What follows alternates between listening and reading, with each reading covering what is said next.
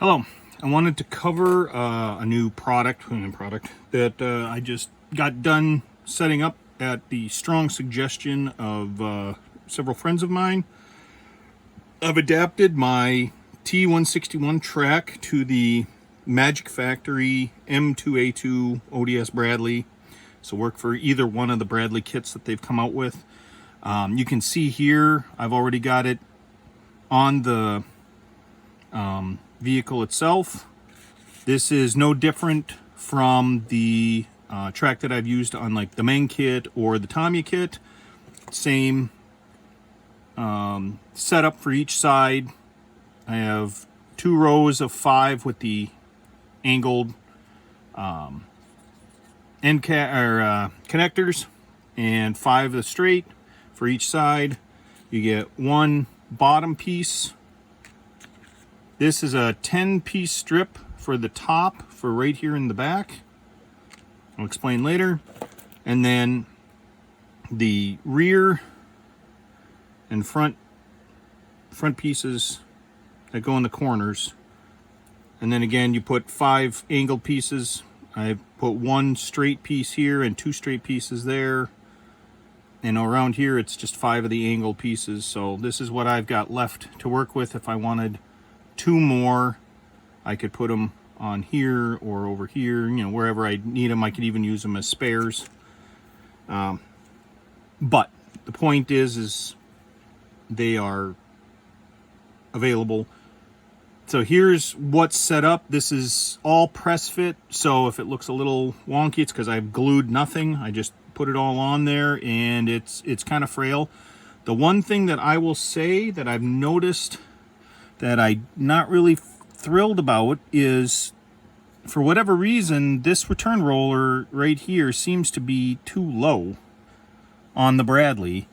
And everything I've seen crawling around in the suspension behind that large armored panel that is there for the side is that this all rides pretty much level across. And you're not getting that with this. Does it really matter? Only if you wanted to. Like if you were not going to have that side panel on and show the entire suspension, you're going to need to get a different set with a larger top run. This is set up for having the armor plate on with the rear panel up, like seen in a lot of the videos and photos of Bradleys. This works for any Bradley. This is the standard track that is now used in the U.S. Army and in any vehicles that have been sold basically since 2017 to any overseas operators and Ukraine. Why'd they do this? Just a little trivia on the side. They went to the T161 track because they found that having the double pin track, which is what this is. Before this, I think it was the T159 track, the Bigfoot track, was single pin. Having the double pin track essentially doubles the life of the track. It's a little more expensive because obviously it's double pin, and it's got the pins on the outside rather than just put 2 links together and run a pin through. This is 2 pins with an end connector and a central connector as well. But it doubled the life. It was a pretty simple change for the drive sprocket. It didn't involve a whole lot of change there, and your return rollers, your sprocket, everything, and your road wheels were fine. So this worked out really well. And if I also remember correctly, I'm not 100% sure, I think this track is also lighter.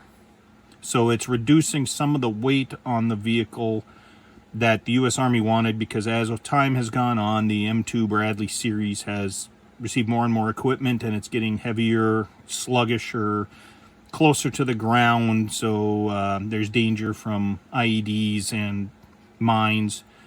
So all of that is part of what's pushing the Army. Anyways, that's why they have the new track. So with this, about all you really need to do, and I covered this in other videos, but I'll do it briefly here, is I produce these tracks to where you want to have the gap on the top in the tracks right here. You want that facing backwards on the top run on either side. So it's gap back, gap forward along the bottom, gap back on the top. And same on the other side. Now, in doing that, I have tried to make sure that when this is printed, the main connections are here on these end connectors on one side. So the other side, that what I would say you want to present to the modeling world, you know, to make it look nice, is over there. Just take, I'm using a foam sanding block, nothing special. You can just go along these tracks. Done. They're clear, they're smooth, there's no problems. They work just fine.